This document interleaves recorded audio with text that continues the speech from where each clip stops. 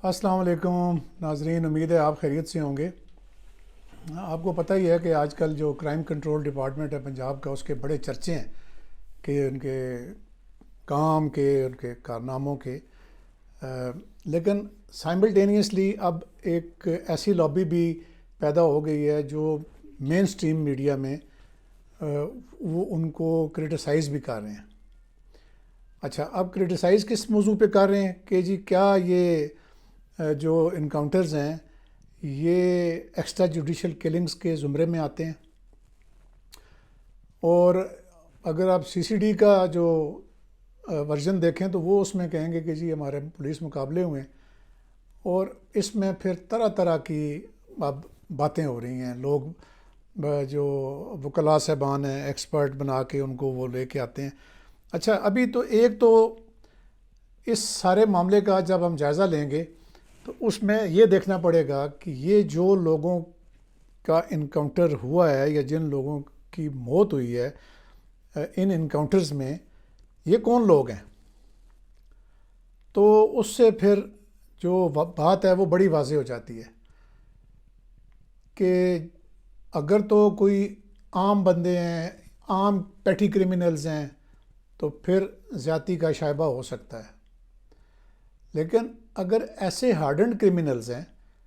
کہ جو پکڑائی ہی نہیں دیتے آپ کو، بغیر یا ماریں گے یا مر جائیں گے، اب آپ بتائیں کہ ان کے لیے آپ کی کیا اسٹریٹجی ہوگی کہ جن کو پکڑنے کے لیے آپ جاتے ہیں اور آپ کو پتہ ہے۔ میں نے ابھی بے شمار یہ بہت ساری ویڈیوز دیکھی ہیں جو مین سٹریم چینلز نے اپنے جو نمائندے ہیں ان کو ان علاقوں میں بھیجا ہے، ان لوگوں سے بات کی۔ یہ بہت اچھی بات ہے۔ اور لوگوں نے ان ویڈیوز میں پھر ڈیٹیل میں دیکھا کہ جو لواحقین ہیں جن کو ان مجرموں نے قتل کیا ہوا تھا اور کس طریقے سے ان کی مختلف علاقوں میں دہشت تھی۔ دیکھیں نا، اب اگر آپ ان کے 10 بڑے جو یا چند بڑے انکاؤنٹرز کا میں جائزہ لوں تو پھر جناب یہ پتہ چلتا ہے کہ لاہور، قصور، گوجرا اور شیخوپورہ سب سے پہلے تو یہاں سے سٹارٹ ہوتی ہے ان کی جو ہسٹری ہے، وہاں یہ مقابلے ہوتے ہیں اور اس میں 6 لوگ جو ہیں وہ پتہ چلتا ہے کہ جی ان کے پولیس مقابلے میں وہ ہلاک ہوئے ہیں۔ اور پھر یہ فخر زمان اور امیر عباس، یہ ایک ایسے لوگ ہیں کہ جو 100 سے زائد مقدمات میں یہ پولیس کو مطلوب تھے، ٹھیک ہے نا جی، اور یعنی یہ باپ بیٹا تھے۔ پھر اسی طریقے سے علی شیر وتو اور سعدی میر عالم یا میر عالم سعدی، ٹھیک ہے جی، ان پہ بھی ایک پہ علی شیر پہ 70 اور سعدی پہ 30 سے زیادہ مقدمات تھے۔ اب یہ پھر اسی طریقے سے عثمان رفیق گل ہے یا عثمان رفیق گل ہے، یہ ملتان کا ہے، اس کا بھی جو انکاؤنٹر ہے یہ ڈیٹ ہے 9 جولائی، تو یہ بھی اس طرح سے مارا گیا۔ اب پرابلم یہ ہے جب لوگ اس پہ بات کرتے ہیں، جو ٹی وی چینلز میں شوز میں آ کے بات کرتے ہیں، تو ان کو یہ ہوتا ہے کہ یہ ایکسٹرا جوڈیشل کلنگ ہے۔ اب ایک ملزم یا مجرم کو جب پولیس گرفتار کرنے جاتی ہے اور اس انداز سے گرفتار کرنے جاتی ہے کہ اس کو پہلے لوکل پولیس جو ہے وہ ناکام ہے، لوکل پولیس میں یا تو ان کے مخبر ہیں یا وہ ڈر جاتے ہیں، لوکل پولیس زیادہ اثر لیتی ہے وہاں ان کے دبدبے کا، روب کا۔ تو جب سی سی ڈی نے یہ کام سنبھالا تو آبویسلی جب وہ کسی کے پیچھے جائیں گے تو وہ جب چوہے کا بھی شکار کرنے جائیں گے تو وہ شیر کا بندوبست کر کے جائیں گے۔ اچھا، اب اس میں ایک ایسا مجرم یا مجرمان یا ملزمان جنہوں نے یہ تہیہ کیا ہوا ہو کہ انہوں نے پولیس کو گرفتاری نہیں دینی، کیونکہ اگر وہ پولیس کو گرفتاری دیں، پولیس ان کو جوتے مارے یا پولیس ان کو چلان کرے، خراب کرے، تو ان کی تو جو یہاں پہ انہوں نے بدماشی کے اڈے بنائے ہوئے ہیں وہ ختم ہو جائیں گے۔ اب ہوتا یہ ہے کہ اس طرح کے جو کرمنلز ہوتے ہیں جب ان کو پولیس اریسٹ کرنے کی کوشش کرتی ہے، اس میں آپ کو ایک جنرل صاحب کا حوالہ دیتا ہوں۔ ابھی میری جو نوکری کے دوران میں آخری سال میں غالباً جب میں ایس ایس پی انویسٹیگیشن تھا تو ایک ایسا ملزم جو 500 سے زائد مقدمات میں پولیس کو مطلوب تھا، اور ہم پوری کوششوں کے باوجود کتنی دفعہ اس کا آمنا سامنا ہوا، وہ اتنا ڈیر تھا، وہ اتنا دلیر تھا کہ وہ اس نے یعنی ہمارے کئی پولیس افسروں کو زخمی کیا جو انہوں نے کوشش کی اس کو حلب کرنے کی۔ وہ گاڑیاں بھی چوری بھی کرتا تھا، چھینتا بھی تھا، گھروں میں بھی ڈکیتیاں کرتا تھا، اور یعنی ایک ایک دن میں وہ 5 گھروں میں اسلام آباد میں ڈکیتیاں کرتا تھا۔ تو اس کا نام تھا بلال ثابت۔ تو بلال ثابت بھی ایک چھلاوا تھا، اور سب کو، پوری ٹیم کو یہ پتا تھا کہ بلال ثابت جو ہے یہ ہمارے ہاتھ زندہ نہیں آئے گا،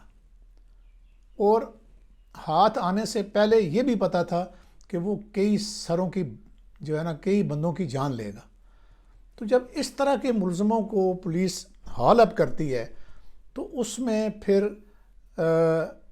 جو ہوتا ہے نا کہ جی وہ ان کو کورٹ میں پیش کیا جائے، ان کو ان کے فلاں حقوق جو ہے ان کا خیال، یہ جو ٹی وی پہ ابھی آج کل یہ کہانیاں چل رہی ہیں، میں یقین مانیں کہ میں خود جو جعلی پولیس مقابلے ہیں میں ان کا مخالف ہوں، لیکن ایک ایسا ملزم جس نے پورے علاقے کو نتھ ڈالی ہوئی ہے اور پورے علاقے کے لوگ اس سے خوف زدہ ہیں، کوئی اس کے خلاف شہادت نہیں دیتا، لوکل پولیس اس کے پیچھے نہیں جاتی، جب سی سی ڈی جائے گی تو وہ تو لازمی بات ہے آگے سے مزاحمت کرے گا، اور جب مزاحمت کرے گا تو پھر مقابلہ ہوگا، اور جب مقابلہ ہوگا تو اس میں تکڑا وہی ہوگا جو پلان کر کے گیا ہے، ظاہر ہے، یعنی پولیس، یعنی سی سی ڈی۔ تو یہ ساری وہ چیزیں ہیں جب پریکٹیکلی جب پولیس ان پہ کام کرتی ہے، یہ وہ ہرڈلز ہیں جو پریکٹیکلی فیس کرتی ہے، اور جب یہ مقابلے ہوتے ہیں تو اکثر یہ ہوتا ہے کہ ملزموں کے ساتھ ایسے، یعنی جو میں سب کا نہیں کہتا لیکن ظاہر ہے کہ پرسنٹیج ہے، جیسے پولیس میں ہے، ہر محکمے میں، تو اس طرح وکلاء میں بھی نٹوریس وکلاء انہوں نے رکھے ہوتے ہیں، اور وہ ان کے لیے پھر نہ صرف یہ ہے کہ ان کی ضمانتوں کے لیے وہ کرتے ہیں، بلکہ ان کا نیٹ ورک پولیس کے اندر بھی اتنا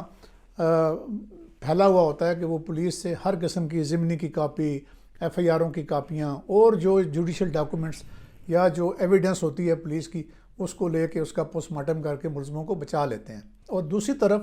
وہی لوگ یا ان میں سے کچھ لوگ بالکل جیسے یہ بلوچ یکجہتی کونسل ہے، وہ ٹیررسٹوں کے حمایتی بن کے وہ آ جاتے ہیں، اور بہت اس طرح سے کچھ اینکرز حضرات اور کچھ جو صحافی حضرات ہیں ان کو انسانی حقوق کا خیال آ جاتا ہے۔ لیکن اگر انہی میں سے ہی کسی کے ساتھ ان ظالم ملزموں کا واسطہ پڑا ہو تو وہ کبھی بھی یعنی اس طرح کی باتیں اور ان کے حقوق کی باتیں نہ کریں، اور پولیس کو بجائے ان کی جو اچھی کارکردگی ہے اس کو سراہنے کے، ان کو جو ہے نا وہ قانون کے کٹہروں میں لانے کی کوشش نہ کریں۔ تو بہرحال یہ ایک وہ تھا۔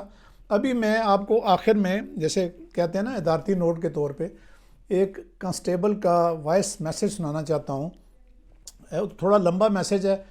میں ایڈیٹر صاحب سے ریکویسٹ کروں گا کہ اس کے جو چنکس ہیں وہ آپ کو جو متعلق ہیں وہ انگلش میں اپنے کسی سینئر حاجی صاحب کو اپنی